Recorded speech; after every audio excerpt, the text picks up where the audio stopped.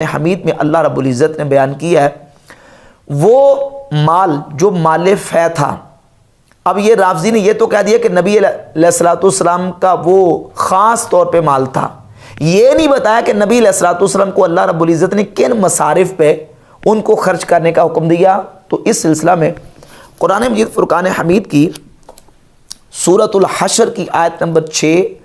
7 اور 8 اور 9 میں اللہ تبارک و تعالیٰ نے اس کی پوری مکمل تفصیل بیان کی ہے۔ وہ مال جو مسلمانوں کو مال فے کے طور پر میسر آتا ہے، دو طرح کے مال ہیں جو مسلمانوں کو ملتے ہیں کفار سے۔ ایک وہ مال ہے جو لڑائی کر کے مسلمانوں کو ملا، تو جو لڑائی کرنے کے لیے جنگ کرنے کے لیے گئے تھے ان کا بھی اس مال میں حصہ ہے۔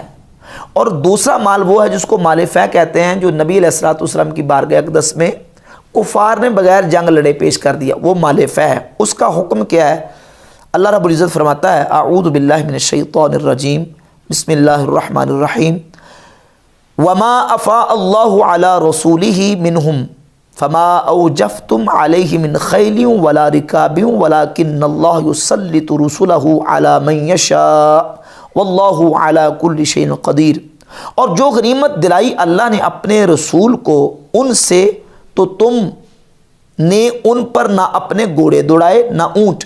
ہاں اللہ اپنے رسولوں کے قابو میں دے دیتا ہے جسے چاہے، اور اللہ سب کچھ کر سکتا ہے۔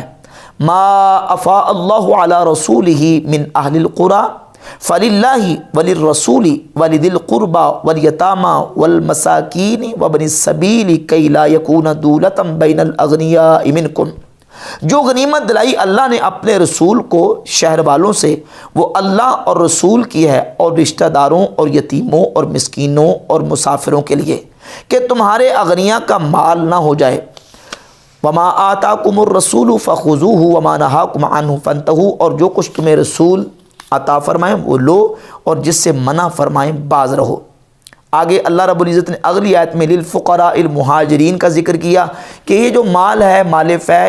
یہ رسول کو اللہ رب العزت نے عطا کیا ہے، تو رسول نے اس مال کو کن مقامات پہ خرچ کرنا ہے؟ اللہ کے لیے، یہ مال رسول اللہ کے لیے ہے، رسول کے قریبیوں کے لیے ہے، یہ مسکینوں کے لیے ہے، مسافروں کے لیے ہے، جو مہاجر فقراء ہیں ان کے لیے ہے، یہ انصار کے لیے ہے۔ اس کے مصارف اللہ تبارک و تعالیٰ نے تفصیل کے ساتھ سورۃ الحشر کی آیت نمبر 6، 7، 8، 9 میں بیان فرما دی کہ ان مصارف پہ رسول اللہ صلی اللہ علیہ وسلم نے اس مال کو خرچ کرنا ہے، اور نبی پاک علیہ الصلوۃ والسلام اس مال کو اسی طریقے سے خرچ کرتے رہے۔ اب چونکہ وقت کے حاکم کو اور مسلمانوں کے جو سرپرست ہیں ان کو حکم ہے، رسول اللہ صلی اللہ علیہ وسلم چونکہ اس وقت مسلمانوں کے سرپرست ہیں، ان کو حکم ہے کہ اس مال کو آپ نے اس طریقے سے خرچ کرنا ہے۔ رسول پاک علیہ الصلوۃ والسلام کی وصال اقدس کے بعد سیدنا ابوبکر صدیق رضی اللہ تعالیٰ عنہ حضور کے خلیفہ بنے، تو انہوں نے اسی طریقے سے اس مال کو خرچ کیا جس طرح نبی پاک علیہ الصلوۃ والسلام خرچ فرمایا کرتے تھے، اور اسی سنت کے مطابق انہوں نے عمل کیا، جس کا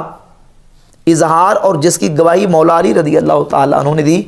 مسند احمد ابن حنبل میں 1058 اور 1062 نمبر حدیث ہے کہ مولا علی رضی اللہ تعالیٰ عنہ فرماتے ہیں کہ نبی کریم علیہ الصلوۃ والسلام کے وصال اقدس کے بعد ابوبکر صدیق حضور کے خلیفہ بنے، اور انہوں نے اسی طریقے سے عمل کیا ہے جس طرح اللہ کے رسول نے عمل کیا، حضور کی سنت کے مطابق عمل کیا۔ پھر حضرت عمر فاروق رضی اللہ تعالیٰ عنہ خلیفہ بنے تو انہوں نے حضور کی سنت کے مطابق عمل کیا ہے۔ تو بحمد تعالیٰ خلفائے راشدین ابوبکر عمر رضی اللہ تعالیٰ عنہما نے نبی پاک علیہ الصلوۃ والسلام کی سنت کے مطابق عمل کیا، اور پھر وہ جو مال فے تھا، بعض جو صدقات کے مال تھے، وہ سیدنا